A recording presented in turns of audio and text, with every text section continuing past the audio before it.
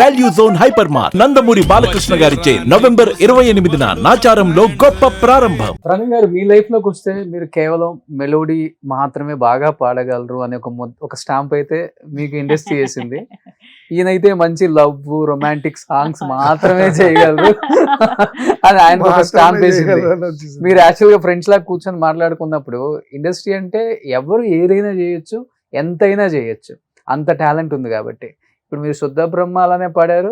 ఇప్పుడు ఒక్క పాట పాడితే చెప్తాను దానికి అర్థం. మా యమదంగలో ఒక మంచి సాంగ్ పాడండి. యాక్చువల్ గా ఇది ఉన్న ఇష్యూ సార్. ఇప్పుడున్న సింగర్స్ చాలా అదృష్టవంతులు. అవును, ఇప్పుడు వచ్చేవాళ్ళు ఈ జనరేషన్ లో.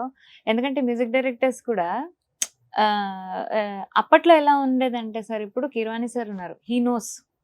ఇప్పుడు ఆయన చెప్తూ ఉంటారు, ఇది అన్నం లాంటి వాయిస్, ఏం కలిపినా చాలా బాగుంటుంది, ఆ ఫ్లేవర్ ఎన్హాన్స్ అవుతుంది అంటారు. అలాగా ఇప్పుడు వచ్చేవాళ్ళు అలా మళ్ళీ చేస్తున్నారు. అప్పట్లో సార్ ఒక పాట పాడితే ఆ పాటలకి పిలిచేవాళ్ళు. అవును, అరే వీళ్ళు ఇంకోటి పాడతారు బాగుంటుంది చూద్దామని చేసేవాళ్ళు కాదు. అలా నేను మెలోడీ పాడి దానికి నేను అలా స్టక్ అయిపోయాను. ఐ కెన్ సింగ్ వేరే సాంగ్స్, డిఫరెంట్ జానర్స్, కానీ నాకు ఆ అవకాశం లేకపోయింది.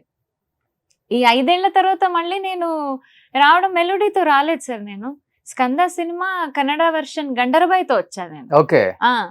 ఏ ಬಾಳೆಲೆ ತಂದವ್ರೆ ಊಟ ಸಿದ್ಧ ಮಾಡವ್ರೆ ನಿಂತೋರೆ ಬೇಗ ಬನ್ನಿ ಅಂತವ್ರೆ ಕೇಳಿದ್ನ ಕೊಡ್ತಾರೆ ಇನ್ನು ತಿನಿ ಅಂತಾರೆ ಬಾ ನಿಂಗು ನಂದು ಒಂದೇ ಎಲೆ ಹಾಕವರೆ గండరబాయ్ ఈ పాటతో వచ్చాను. Okay.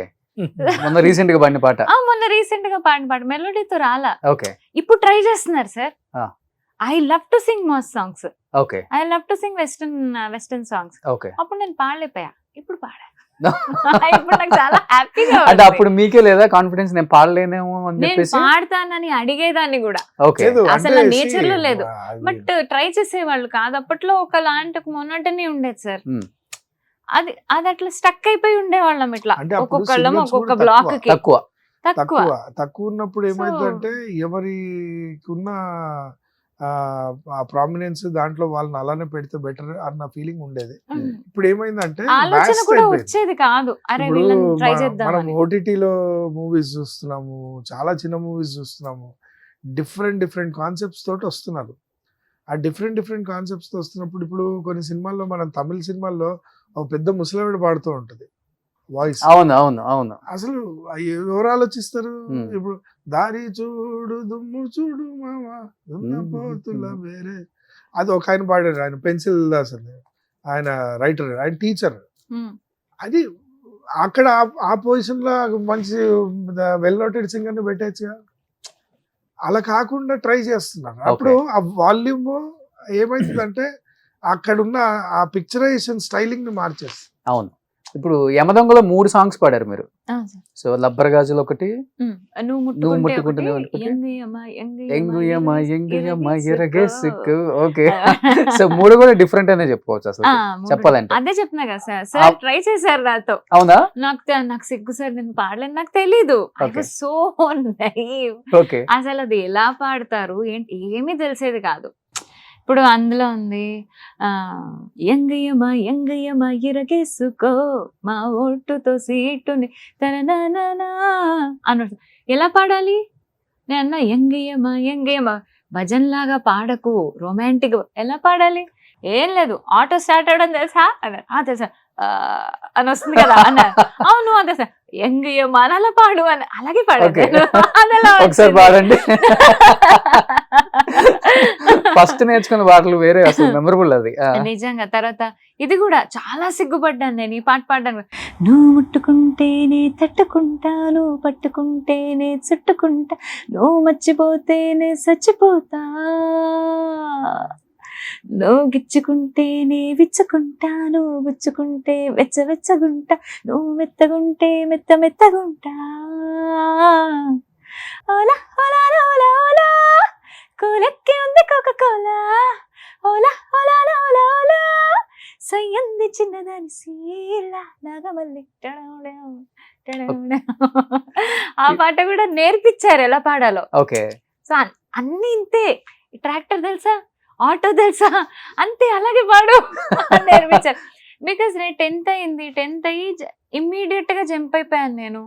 I dent know anything, ఏం తెలుసు నాకు, ఎక్స్పోజర్ లేవు మాకు. ఓకే సో హౌ కెన్ ఈ సింగ్ రొమాంటికల్లీ? ఓకే చిన్న పిల్లకి ఆయన ఎలా ఎక్స్ప్లెయిన్ చేస్తారు? He cannot explain everything because we don't know anything. అప్పుడప్పుడే మేము ప్రపంచం చూస్తున్నాము. మర్యాదగా రెస్పెక్ట్ఫుల్ గా ఆటో తెలుసా, ట్రాక్టర్ తెలుసా అని వస్తాయి కదా, స్టార్ట్ చేసేటప్పుడు ఏం అవి పెట్టి పాడు చాలు అన్నారు. అలా నేర్చుకున్నాను నేను రొమాంటిక్ ఎక్స్ప్రెషన్. అంత టైం ఇచ్చి ఆయన నిజంగా అలా పాడిచ్చి ఇంత పేరు వచ్చేలా చేశారంటే నిజంగా గ్రేట్ sir. కిరవాణి గారు. చాలా సార్, అసలు అద్భుతం నాకు గూస్ బంప్స్ వస్తున్నాయి. ఆయన అనుకుంటే He's my ఎంతమంది God. సింగర్స్ ఉన్నారు అప్పుడు? చాలా ఇప్పటికీ మంది. కూడా చాలా మంది సింగర్స్ ఎంకరేజ్ చాలా చేస్తున్నారు. మంది. అవును, చా- నాకు తెలిసి కిరాణి ఎక్కువ మంది sir, సింగర్స్ ని ఎంకరేజ్ చేసిందంటే కిరాణి కిరవాణి sir. గారు. ఆయన తర్వాత లార్జర్ మణి దెన్ శర్మ లైఫ్ sir. లాగా ఉంటది ఆయన. నేను ఎప్పుడప్పుడు చూశాను కోఇన్సిడెన్స్ గా ప్రసాద్ ల్యాబ్ అటు, అంటే లార్జర్ దెన్ లైఫ్ లాగా ఆయన దగ్గర సింగర్స్ ఒక 20-30 మంది అలా ఉంటారు. కోరస్లు అవి హంగామా, అంటే భలే ఉంటది ఆ అట్మాస్ఫియర్. చాలా కాలేజ్ లాగా ఉంటది అది. ఓకే, ఆల్మోస్ట్ అందరి దగ్గర పాడారు మీరు అప్పుడు ఆ టైంలో? కిరవాణి గారు, దేవి గారు. దేవి సార్ దగ్గర ఎప్పుడు పాడలేదు. అవునా? దేవి గారి దగ్గర ఎప్పుడు పాడలేదు. ఓకే అదేగా నా ప్రాబ్లం, నేను వెళ్ళి అడగలేను. ఓకే అంటే ఎప్పుడు అడగాల్సిన అవసరం రాలేదు సార్. ఒకదాని తర్వాత ఒకటి, ఒకదాని తర్వాత ఒకటి దేవుడి దయ వల్ల వస్తూనే ఉన్నాయి. ఇప్పటిదాకా ఎప్పుడు నేను తీసుకున్న గ్యాప్ తప్ప ఎప్పుడు నేను ఖాళీగా లేను. మణి గారి దగ్గర పాడారా? మణి సార్ ఏ song? సార్ దగ్గర పాడాను. అది గుసగుసలాడి అది Okay, పాడిన Gentleman. తర్వాత లయన్ లో 2 సాంగ్స్ పాడాను. ఆకాశం దిగొచ్చింది తారక ఆ పాట పాడాను.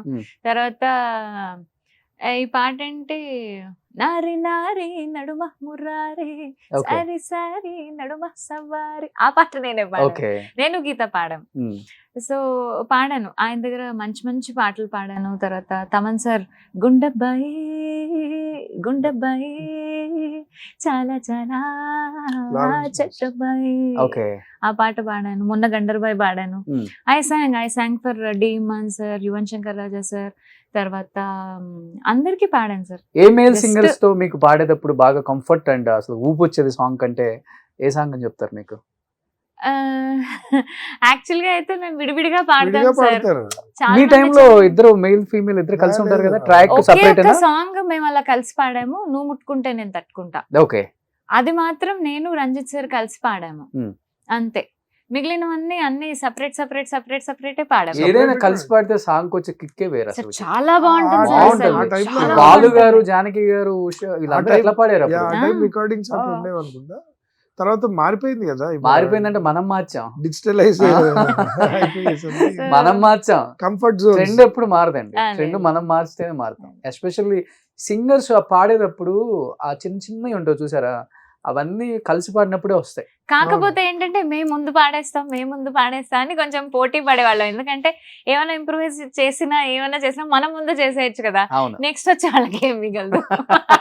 అరే బాగా వాడిందిరా, మస్తు వాడిందిరా అంటారు. ఇప్పుడు- అందుకు మాత్రం కొట్టుకునే వాళ్ళ, నేను ఫస్ట్ అని. అందరు సింగర్స్ తో పాడాను సార్, జస్ట్ యేసుదాస్ సార్ తో పాడలేదు, అందరితో పాడేసాను. బాలు గారితో కూడా పాడేశాను. పాడాను ఎలా ఉంటుంది ఎంకరేజ్మెంట్ బాలు గారిది? Sir. He's part and parcel of my life. He's just like a child sir. He's a child with children, he's an adult with adults, you name it. He's a water.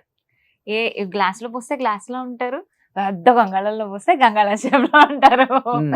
చాలా encourage చేశారు sir. Swarabhishekam నేను first episode నుంచి Balu sir పోయాక ఒక schedule దాకా పాడగలిగాను. ఆ తర్వాత I couldn't Singh. ఆ స్టేజ్ మీదకి ఎక్కితే ఏడుపు వచ్చేసి ఇంకా పాడలేక నేను గ్యాప్ తీసేసుకున్నాను. అంటే నా డిఫికల్ట్ టైమ్స్ లో ఉన్నా సార్ బాలు సార్. ఓకే, చాలా ఎంకరేజ్ చేశారు, నన్ను దానిలోంచి బయటికి తీసుకొచ్చారు, పాడించారు. మళ్ళీ ఏంటి అంత నన్ను- డిఫికల్ట్ టైం మీ లైఫ్ లో? పెళ్లి కాకముందా, పెళ్లి అయిన తర్వాత? పెళ్లి కాకముందే సార్. ఆ. పెళ్లి కాకముందే. పెళ్ళయ్యాక మా వాడు ఉన్నాడు కదా నాకు. పెళ్ళయ్యాక కూడా ఉన్నారు సార్ బాలు సార్. కరోనా వచ్చింది కదా, ఆ కరోనా వచ్చిన అది రావడానికి కారణం, అంటే ఆ రావడానికి రీజన్ ఏంటంటే ఆ బిఫోర్ అది ఏదో ప్రోగ్రామ్ కి రిహార్సల్ జరుగుతుంది, నన్ను దింపమనింది.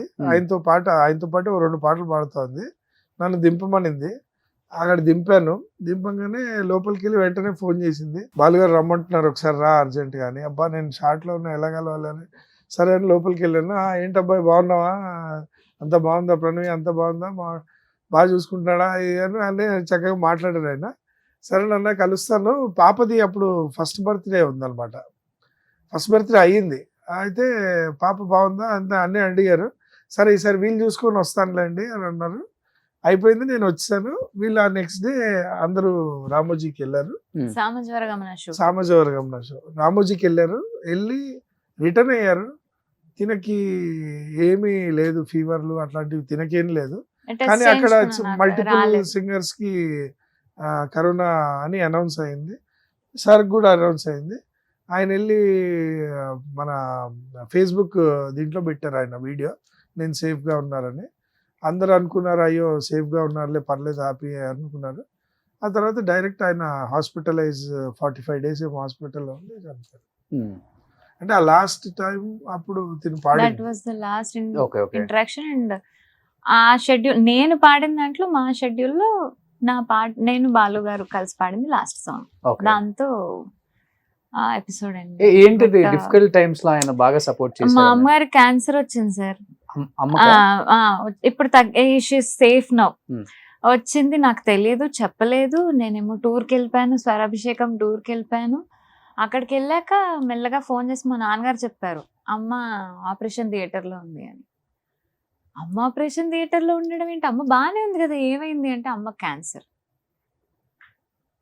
అసలు అవుట్ అయిపోయా ఫ్యూజుల్, వాట్ ఈస్ హ్యాపెనింగ్. చెప్తే నేను వెళ్ళాను కదా, ఐ విల్ బి దేర్. ఇలా ఎందుకు చెప్పారు అంటే అమ్మ ఒకటే, నువ్వు ఒక ఆర్టిస్ట్వి, పర్ఫామ్ చేయాలి అక్కడికి వెళ్ళి. అమ్మ క్యాన్సర్ వచ్చింది, లేకపోతే నాకు కాలు ఇరిగింది, నాకు గోరిపోయింది, ఏంటివన్నీ అన్ప్రొఫెషనలిజం. ప్రొఫెషనల్గా ఉండదు, అది ప్రొఫెషనల్గా ఉండు, వెళ్ళి నోరు మూసుకుని పాడు, ఇలాగే చెప్పారు. నాకు చాలా ఏడుపు వచ్చేసింది. లాబీలో కూర్చుని ఏడ్చేసాను బాగా. లండన్లో ఉన్నాం మేము, బాగా ఏడుస్తుంటే వచ్చి ఏంట్రా ఏమైందంటే అమ్మ క్యాన్సర్, నాకు చెప్పలేదు, ఏమవుతుందో నాకు తెలియదు అని బాగా ఏడ్చాను. సార్ నమ్మరు, ఆ టూర్ మొత్తం అతుక్కొని ఉన్నారు సార్, ఒక్క నిమిషం కూడా నన్ను వదిలిపెట్టలేదు. I had my meals with him. Lunch చేయడానికి వెళ్తే ఆయన నా రూమ్కి వచ్చిన, రానన్న మనం లంచ్ చేద్దాం, నాతోనే లంచ్ చేసేవాళ్ళు, నాతోనే ఉన్నారు. ఫ్లైట్ ఎక్కిన దగ్గర నుంచి నేను ఇంటికి వచ్చేంత వరకు అతుక్కుని ఉన్నారు సార్ ఆయన. ఒక్క నిమిషం కూడా నేను నవ్వకుండా ఉండలేదు ఆ టూర్ మొత్తం. ఆ 20-25 days I was very happy and he kept me happy. Because of him I'm so good. I have positivity now. I went in to depression, but because of him I'm very nice. Moments ఉన్నాయి కాబట్టి మీరు స్వరాభిషేకం చేయలేదు. I can't imagine that stage without him. I cannot sing without him. I can't. నేను ఇంకెప్పుడు ఆ సెట్కి వెళ్ళలేను, నేను చూడలేను, నేను పాడలేను సార్. ఓకే. సుమన్ టీవీలో మీ పర్సనల్ అండ్ బిజినెస్ ప్రమోషన్స్ కోసం కింది నెంబర్కి కాంటాక్ట్ చేయండి.